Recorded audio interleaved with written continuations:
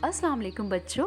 आज मैं आपको एक बहुत ही दिलचस्प कहानी सुनाऊंगी और ये है शरारती बंदर। एक दफ़ा का जिक्र है कि एक छोटे से जंगल के दो बहुत ऊंचे घने दरख्तों पर बहुत से बंदर रहते थे। इन बंदरों ने इन दरख्तों पर कब्जा किया हुआ था। जो भी इनके पास से गुजरता तो बंदर ऊपर से उतरकर उसकी सारी चीज़ें छीन लेते और उसे बहुत तंग करते।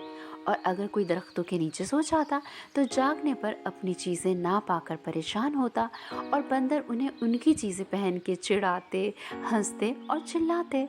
किसी का चश्मा, किसी का बैग, किसी के जूते तो किसी का खाना तक खा जाते। बच्चों, जंगल बहुत बड़ा नहीं था। अक्सर बच्चे स्कूल जाते हुए इस जंगल से गुजरते थे क्योंकि यहाँ से रास्ता छोटा पड़ता था। ऐसे में अगर कोई बंदर उन्हें देख लेता तो बहुत परेशान करता। बंदर बच्चों का रास्ता रोककर उनका बैग और किताबें भी छीन लेते। करीब के घरों से भी बंदर रात को चीज़ें उठा के लाते। सारे लोग इन बंदरों से बहुत परेशान थे। जैसे ही रात बहुत गहरी हो जाती, ये बंदर अपने दरख्तों से उतरते, करीब के घरों में जाते और उनका सामान लेकर आ जाते और बहुत हंसते।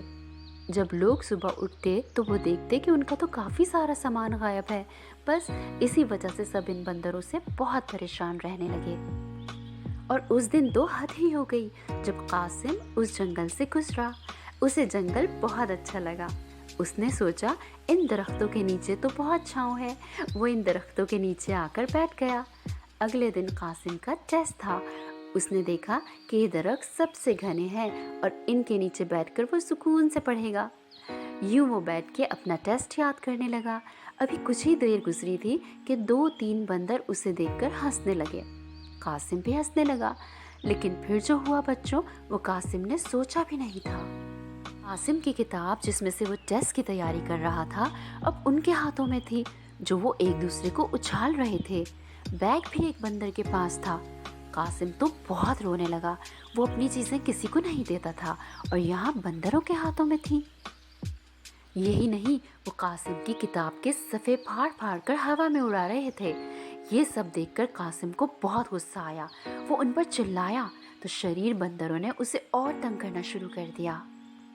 उसके बैग में से उसकी टोपी निकाल कर भी पहन ली। कासिम ने अपना बैग लेने की कोशिश की तो एक बंदर ने उसे जोर से धक्का दे दिया। कासिम बुरी तरह गिरा। उसे बहुत चोट लगी थी। उसी दिन उसके पड़ोसी लड़के उससे मिलने आए। कासिम ने सारा किस्सा उनको सुना दिया। ये सबसे शरारती लड़के थे। इनसे बच्चे बड़े सभी दूर भागते थे। जब कासिम से उन्होंने ये सुना तो बंदरों को मज़ा चखाने की ठानी। आए दिन बंदरों की शिकायतें भी मिल रही थीं। इन शरारती लड़कों ने मिलकर एक मंसूबा बनाया और अगली ही सुबह उस पर अमल करने के लिए जंगल में मौजूद थे। उधर सुबह सुबह बंदरों की पार्टी चल रही थी। उन्हें खबर ही नहीं थी कि उनके साथ क्या होने वाला है।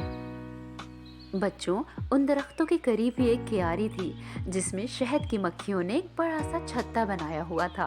और मंसूबा भी कुछ ऐसा ही था कि ये शरारती लड़के दिल ही दिल में खुश हो रहे थे कि अब आएगा बंदरों को मज़ा। उन्होंने दोपहर होने का इंतज़ार किया ताकि बंदर सोने चले जाएं। दोपहर हो गई थी और हर तरफ सन्नाटा हो गया था। ऐसे में 2 शरारती लड़के उन दरख्तों के नीचे आकर लेट गए। अभी कुछ ही देर गुजरी थी कि बंदरों ने दरख्तों में से सर निकालना शुरू कर दिया। वो दरख्तों से नीचे उतर कर आने लगे ताकि इन बच्चों को तंग करें और इनकी चीज़ें छीन लें। लेकिन बंदरों को ये नहीं मालूम था कि ये तो इनसे भी ज़्यादा शरारती लड़के हैं। जैसे ही बंदर इन लड़कों के करीब आए, ये फौरन उठ खड़े हुए। अब इन्हें अपने मंसूबे पर अमल करना था। बंदर उन लड़कों की एक एक हरकत नोट कर रहे थे कि ये कर क्या रहे हैं। एक लड़का बंदरों को चिढ़ाने लगा और दूसरे ने फौरन ही लकड़ियों में आग लगा दी और दोनों वहां से भाग खड़े हुए। बंदरों को इन शरारती लड़कों की हरकत समझ नहीं आई। सब बंदर दरख्तों से उतर उतर कर लकड़ियों के पास आने लगे। आग जलता देखकर हंसने लगे। इनके लिए ये अनोखी चीज़ थी। बच्चों, इन लकड़ियों से जैसे ही धुआं उठना शुरू हुआ, शहद की मक्खियाँ छत्ते से बाहर निकली और गुस्से से बंदरों के पीछे आ गईं। उनको काटने लगी। बंदर आगे आगे और मक्खियाँ पीछे पीछे। ये शहद की मक्खियाँ बंदरों को बुरी तरह काट रही थीं। बहुत सारे शरारती बंदर रोते जाते और भागते जाते। सब बच्चे दूर से तमाशा देख के हंस रहे थे। उनका मंसूबा कामयाब हो गया था।